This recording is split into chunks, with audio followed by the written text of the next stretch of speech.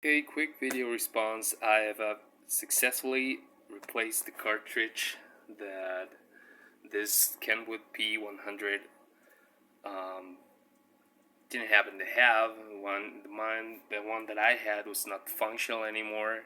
So I was dubious whether this I needed to solder all those wires, those tiny terminals that here, which by the way, they're not terminals. If they would have been terminals, it would have been so much easier. But yeah, in this type of turntables, you don't have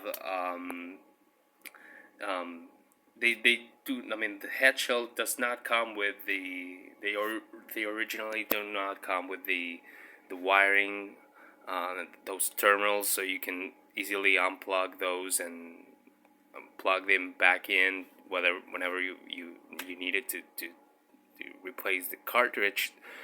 So leaving no way out but to yeah, solder everything back, just solder the new cartridge back into place, which is kind of I mean, and for me it was not difficult, but I my guess is that it is not everyone who knows how to do this, other than if you are just happen to have some knowledge regarding this particular subject. But well, that's not the case for everyone. So for everyone out there. So yeah.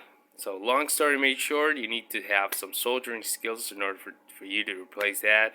I've successfully replaced this cartridge with the one that it originally came with, which is the AT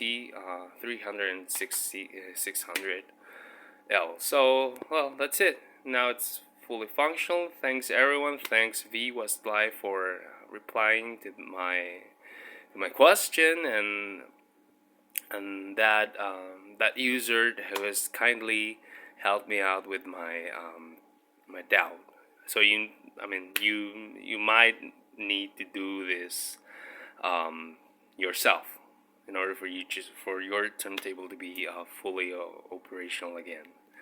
Okay, so thanks for watching.